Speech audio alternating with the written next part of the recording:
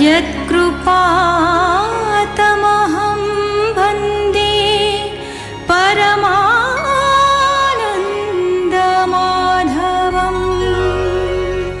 कुंती राजांकर कन्या नथिबारु पृथा कन्या को देवमिढ़ दत्त कले एवं कन्यार नाम हैला कुंती। पांडुंक सह कुंतींकर विवाह हैला। विद्या परीक्षा निमंते सूर्य को एकांतरे आह्वान करिबारु सूर्य आविर्भूत होई कुंतींक ठारे गर्भाधान करी फेरीगले। दमघोषंक औरसरे श्रुतस्रवा गर्भरु जात हेले शिशुपाल। वसुदेवंक औरसरे रोहिणीक गर्भरु बलराम एवं पौरवींक गर्भरु सुभद्र जात हेले। शुक उवाच अष्टवसुंकु पाई सुत धर्म जे सने हृष्ट चित्त से रूपे वसुदेव हृष्ट होइले पाई पुत्र अष्ट। देवकी गर्भरे संभूत वसुदेवंक अष्टसुत प्रथमे होई कीर्तिमान परे सुसेन भद्रसेन ऋजु समर्दन सहिते भद्रकृघेनि षष्ठ सुते सप्तम सुत संकर्षण अष्टमे हरि हेले जन्म। देवकी गर्भे अष्टसुत वसुदेवंक तहु जात पुणी जे कन्याए जन्मिला सुभद्रा नाम तार हेला। से तोर अटे पितामही एबे तू शुण नर साई जे काले धर्म क्षय हुए अधर्म हुई उदय से काले प्रभु भगवान आत्मा को करंती सृजन। जगत हिते मायाधर लीला विहारे हरे भार ए हरि मायार नियंता संगर हित सर्वकर्ता समस्त प्राणी हृदगते साक्षी रूपरे थाए नित्य मायारे खेल ई जगते जन्म कर्मादि प्राणी हिते ता माया चेष्टा जीव पक्षे अनुग्रह रूप प्रत्यक्षे सृष्टि स्थिति लय कारण जीवर मोक्षर निदान। असंख्य अक्षौहिणी पति असुरे जन्मिले क्षिति राज चिन्ह करी धारण पृथ्वी कले आक्रमण। पृथ्वी भाराक्रांत होई धारणे समर्थनु होई भाराहरण अर्थे हरि जगते नाना रूप धरी। हे नृप शुण एक चित्ते से हरि महिमा जे मन्ते निज इच्छारे अवतरी असुर गणंकु संहारी देवे न पांति जार अंत तार मायारे होई भ्रांत। से संकर्षणर सहिते लीलारे विहरे जगते यद्यपि सर्वशक्तिमान अटई श्री मधुसूदन संकल्प मात्रे भूमि भार हरणे समर्थ ताहार तथापि भक्तंकर हिते ता अवतार ए जगते कଳି जुगरे भक्त जेते ताहांक अनुग्रह अर्थे पवित्र जस कर्म मान विस्तार कले भगवान। जस स्मरणे तम ध्वंस सकल शोक हुए नाश श्रेष्ठ पवित्र तीर्थ व्रत साधु जनंक कर्णामृत श्रुत अंजलि पथे पान करे जे एक बारे जन कर्म वासना क्षय दक्ष से नर हुई प्रत्यक्ष।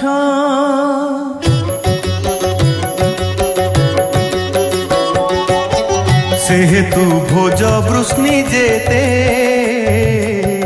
अंधक मधुर सहिते कुरु सृंजय आदि वंश आदरे गावंती जाजस।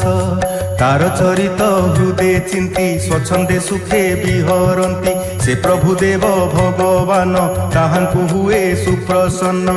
स्निग्ध मधुर मंद हासे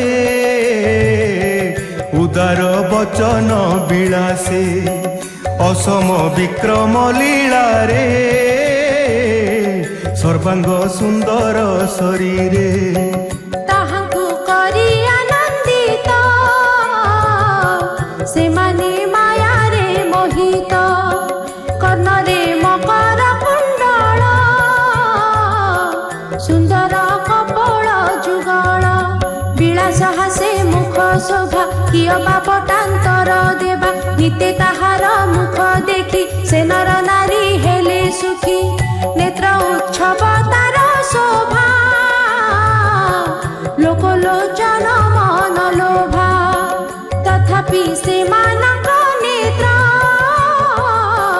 কদাপি লোহে পরিতৃপ্ত ভুবন মোহন সুন্দর রূপ তাহাଙ୍କ মনোহର নিমিষ মাত্র ন দেখিলে দুঃখিত হুଅନ୍ତି বিকଳେ সে বসুদেব ঘরে হরি জন্মিলে নর দেহ ধরি হরিলে ধরণীর ভার যে রূপ দেখি দেবাসুর পশু মনুষ্য আদি যেতে শরীর ধরি এ জগতে কীট পতঙ্গ আদি করি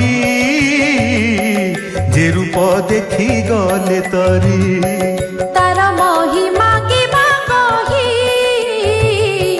পারিব নর দেহ বহি হে নৃপ শুণ তো সচিতে অদ্ভুত কর্ম তার যেতে সে বন্দি ঘরে নিজ রূপে জন্মি গোপতে গলে গোপে তাহাଙ୍କୁ পাই ব্রজবাসী সুখে বঞ্চନ୍ତି দিবানিশি রিপু সংহারি বঢ়ি ব্রজে মারি মথুরা কংস রাজ্যে দ্বারকাপুরে বাস করি বিবাহ করি বহু নারী